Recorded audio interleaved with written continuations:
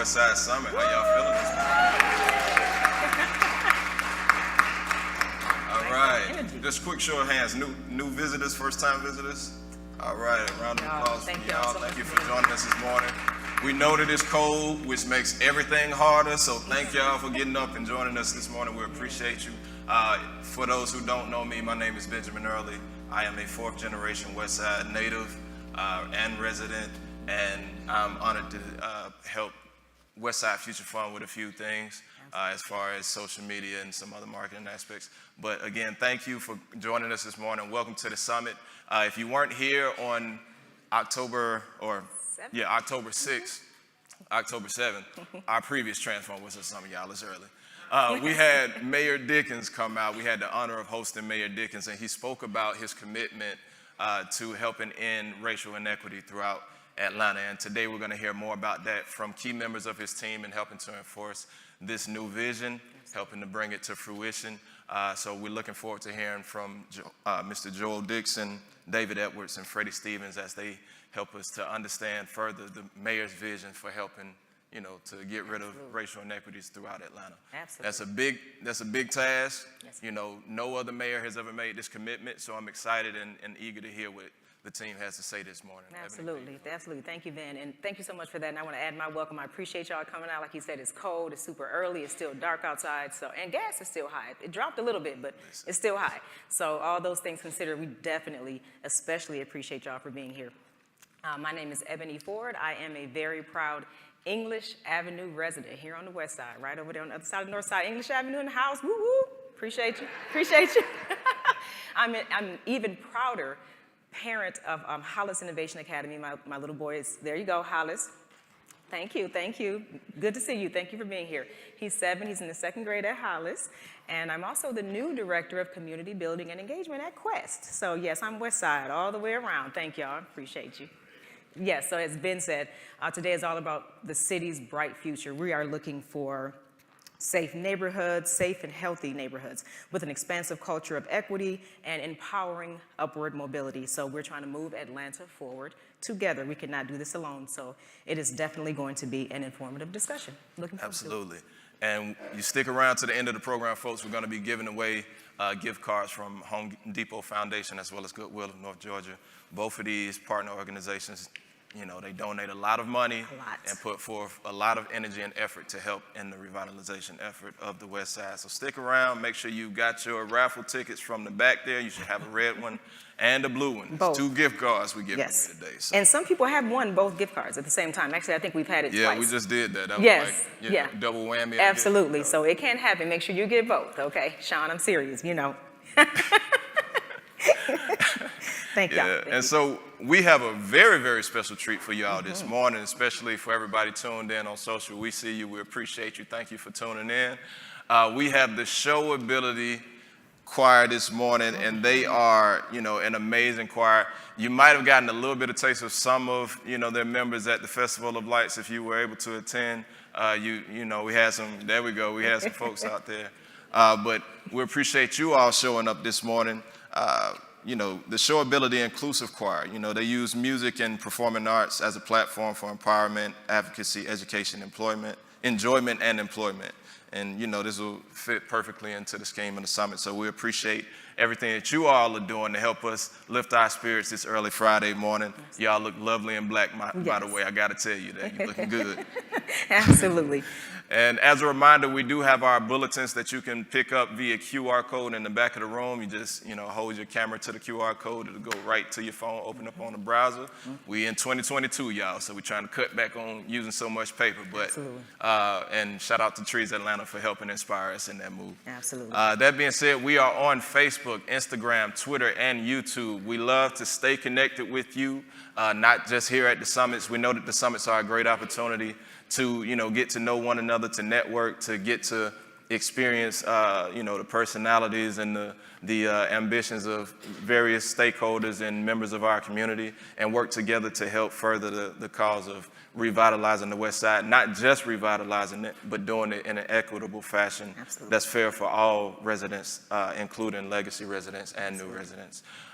So that's a little bit of housekeeping. Again, thank you for everybody that's tuned in on social right now. We see you, we love you, and we appreciate you. Help us by liking, sharing, and you can do this here too. Take a live video, post it up on Facebook, Instagram, Twitter, and use hashtag Westside Future Fund if you like, and let us know that you're excited to be here with us, including you all on in the comment section right now. Let us know that you're excited to share this cold Friday morning with us here on the West Side, but we appreciate you. Yes, absolutely. And as a segue, as we get into our devotion portion of our summit, we do like to start it by reading our devotional statement, okay, which is as follows.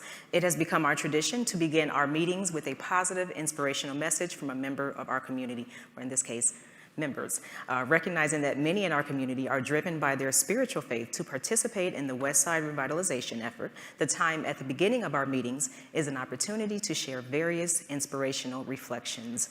While the speakers may articulate their personal faith, it's meant to be inclusive, inspiring, and meaningful, with the story of Nehemiah as our guide. Amen. So we would now, Ms. Myrna Clayton, has been mentioned, is the Executive Director of SHOWability and the SHOWability Inclusive Choir. So Ms. Clayton, as you make your way up, I'll give a few talking points. There you are. Their mission is to enhance the quality of life. Thank you. Their mission is to enhance the quality of life of people with disabilities and the underserved by creating music and arts opportunities, as Ben said, for employment and enjoyment. In a visible, catchy, and fun-loving way, all of SHOWability programming seeks to increase awareness and visibility for the talents and capabilities of people with disabilities so that they can pursue their dream to shine on stage while also being valued for their uniqueness. So thank y'all so much for being here today. Thank you for being here. Appreciate you, okay?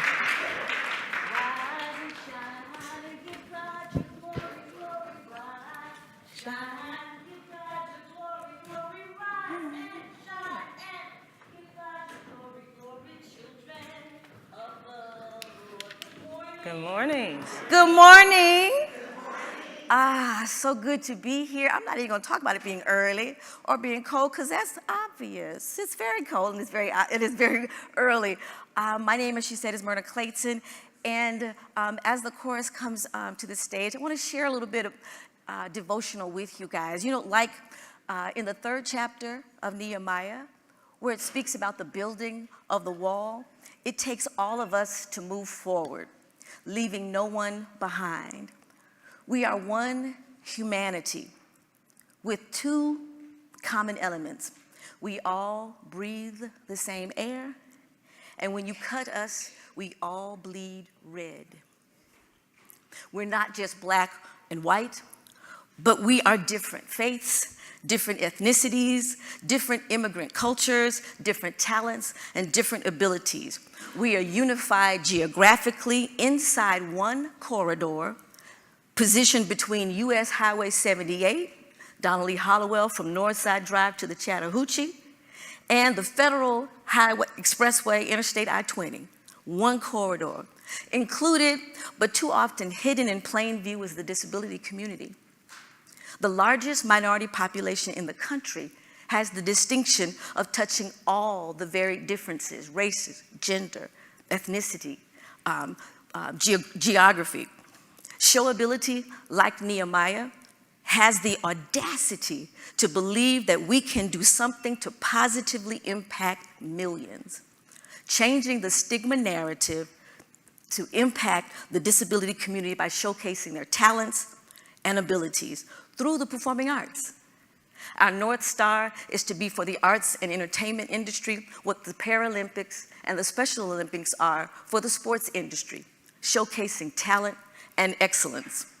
The Inclusive Chorus is a mainstream ensemble featuring talented singers with and without disabilities. They're good. In honor of National Disability Employment Awareness Month, we're going to be singing 2 songs. You can enjoy it and sing along. Now, if time permits, we got a 3rd just in case there's an encore. We are available for bookings, and we welcome your end-of-year tax-deductible donations. Thank you.